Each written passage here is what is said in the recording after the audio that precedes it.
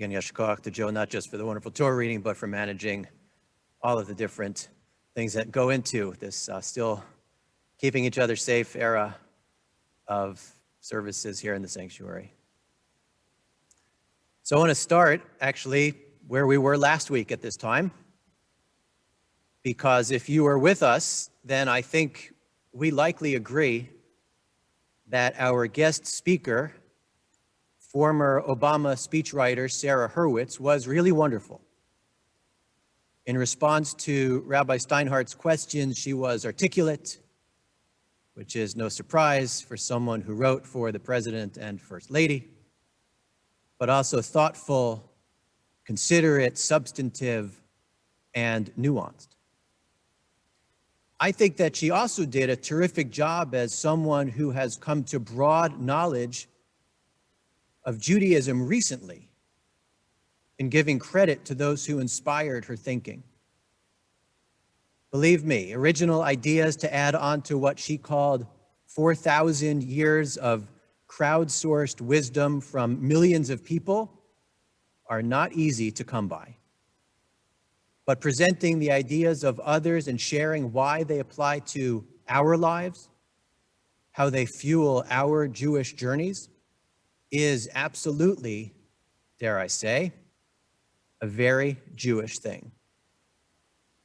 I liked and resonated with her idea, not only hers, but presented as well by her as by anyone, that the biggest challenge we face as Jewish communities here is not anti-Semitism, but instead literacy.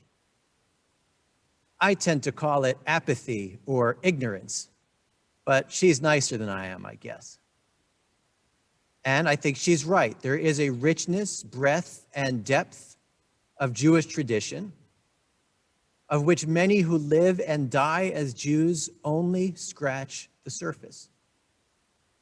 It is a phenomenon that worried many people that was reported in the last and somewhat infamous Pew study of the American Jewish community, the growing trend of those who identify mainly as cultural Jews. My rabbi growing up called them cardiac Jews because they were Jewish in their hearts, but not much else.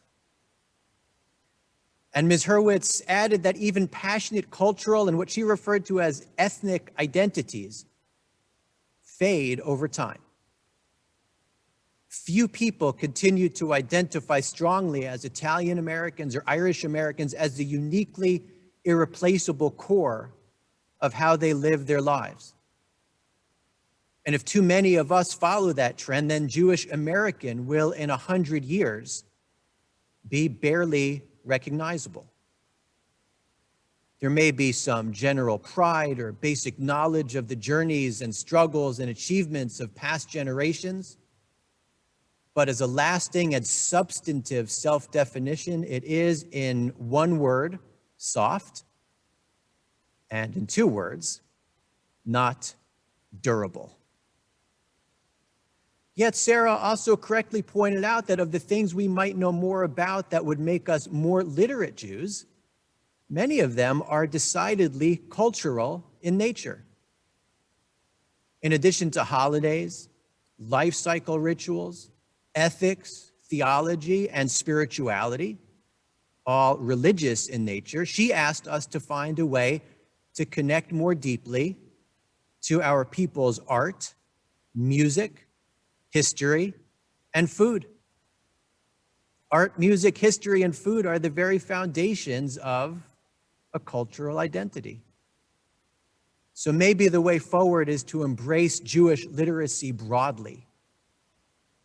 And if and hopefully when we have her back, we can ask her if she thinks that this or something else is part of the recipe for Jewish longevity. Until she returns, though, we could think about the deficits in our own Jewish knowledge and identity. I myself have many of them, and think she was absolutely right that the best form of Jewish knowledge is not just this or that, not just spiritual or religious or cultural or ethnic or academic, but instead choosing to be broadly exposed to the extraordinary richness of Jewish learning, and perhaps diving more deeply into one or two of these areas. To ask for more than that, I have to tell you that except for some of the truly exceptional scholars I know who have not left the world behind as they developed world-class expertise, it's likely asking too much. I'm now going to make a timely and related cultural reference, which is that season 3 of Shtisel is coming out soon, and we can't wait. Shtisel is an Israeli TV show about ultra-Orthodox Jews played by secular actors that somehow make it seem like any other family drama, just with more Yiddish. You still have time to catch up. It's on Netflix. And in the show, the main character is a talented artist who struggles mightily to balance his Jewish and family commitments, which generally do not value art for its own sake, and certainly do not value art as a profession, with the very sincere notion that he possesses a gift from God that cannot and should not go to waste. The tension is lived by Akiva Shtisel, the artist, but he's pulled in opposite directions toward sharing his gift and paintings with the world on the one hand, and turning his back on it because of the temptations and diversions from religious life and study that it would entail. And he's pulled in these directions by two other characters. One is an art dealer named Izzy Kaufman, a totally secular but knowledgeable and, dare we say, cultural Jew who commiserates with Akiva's plight but also plays to his deep desire to express himself through his art. Eventually, Kaufman signs Akiva to a contract to produce paintings for a gallery exhibition. On the other side of this tug of war is Akiva's father, Shulam Shtisel, himself a deeply conflicted man, but who, kind of like Tevye, insists that tradition, community, family loyalty, getting married, having kids, and living a pious life is the main thing. And painting is and always will be a distraction. Toward the middle of season 2, episode 5 to be exact, and yes, I had fun finding this particular scene, Akiva's two worlds collide rather dramatically. He is being given an award for his art, a prize funded by even more completely secular Jews than Kaufman, and who hail from North America, of course. And Akiva, in his speech, thanks them and thanks Kaufman, and then he thanks his father for coming to the awards dinner, at which point Shulam gets up and asks to say a few words and tells Kaufman politely but very directly to translate every Hebrew word exactly for the wealthy English-speaking patrons. And he says the following: if you take a walk in our neighborhood and ask an old Jew what art is, what a museum is, you know what he will say? That art was invented by the Gentiles because they didn't have the Holy Torah. And they invented museums because they didn't have a study hall. Giving awards to young artists is important, but if you contribute to Talmud Torah, to righteous children who study the Torah, as Jews have been doing for thousands of years, even before art existed, that would be the greatest award of all. We don't know exactly how it turns out. Akiva walks away deeply hurt. The philanthropists seem mildly bemused by this old world relic come to life. And the scene represents the tension that exists between those who identify with certain parts of Judaism exclusively, without seeing the need to cross the divide to its other expressions. And there are Jewish isolationists who see little reason to seek to understand, let alone interact, with those who see Judaism through a lens much different than their own. The isolationists exist in the religious realm, and the isolationists exist in the cultural realm. Are we on one side or another? Do we always balance religious and cultural Jewish expressions and commitments? It is so easy to say they, whoever they is, they have it wrong, and we have it right.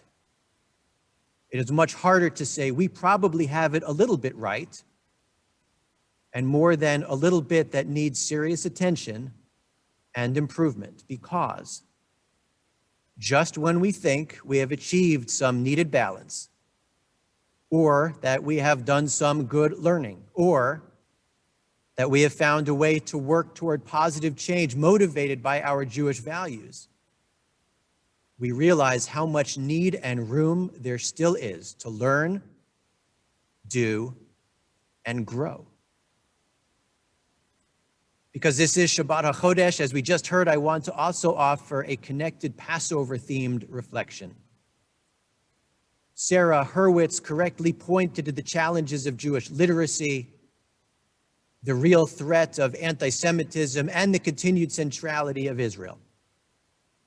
She noted that anti-Semitism and Israel often dominate the Jewish conversation. And while they are critical, we can't build Jewish identities only on those who hate us and the safety and security of our people's only homeland. These are and they should be part of our Jewish lives and world, but they cannot be their only content. And she quoted a memorable expression that she attributed to scholar and historian of the Holocaust, Deborah Lipstadt. One that I have also heard recently from Dr. Zohar Raviv, the International Vice President of Education for Birthright Israel, who calls this a pillar of the Judaism that great program tries to present to still impressionable, mostly college-age young adults. And that is a Judaism that is less oi and more joy. Judaism focused only on pain, suffering, difficulty, and seemingly intractable challenge will not perpetually inspire. Joyful, heartfelt, considerate, caring Judaism is what will. And it is that Judaism, in addition to a literate and embracing one, that will truly and strongly be carried and lived from generation to generation. Just as this is not originally Sarah Hurwitz's idea, it is also not originally Deborah Lipstadt's or Zohar Raviv's either.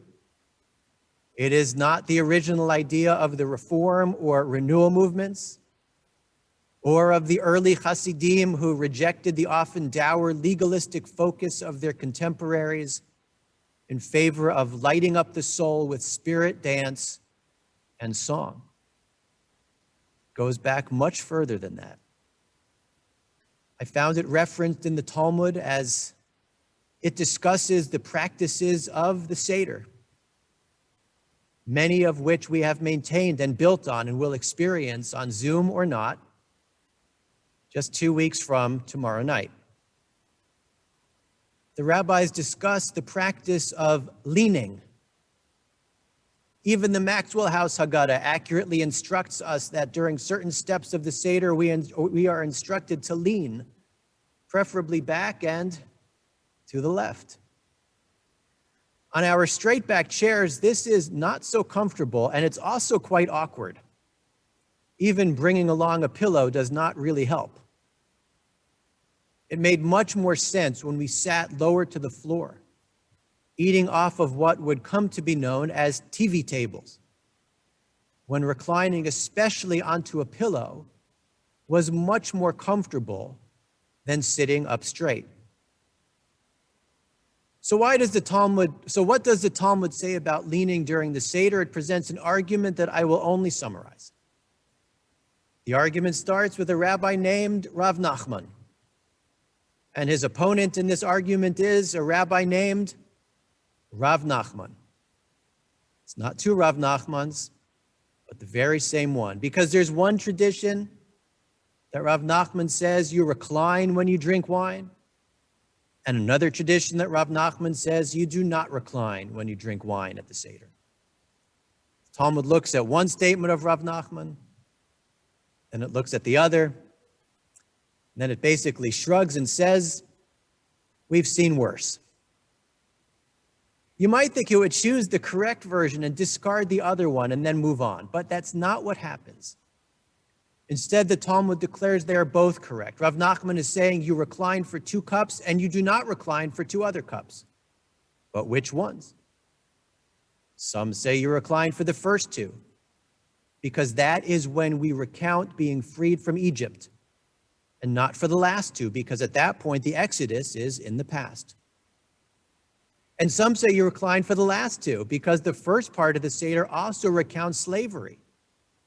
And you don't recline like a free person when you're recalling subjugation. The only problem is we're not sure which 2 cups Rav Nachman said to recline for, so what should we do?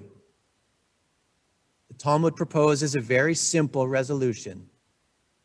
Recline for these, the first 2 cups, and also recline for those, the last 2 cups. Because I think, while the Seder is certainly a balance between remembering that we were slaves and celebrating that we were freed by God to fulfill our mission on this earth, it is more a feast of freedom than it is a recounting of past difficulties. In other words, it is less about oi and more about joy.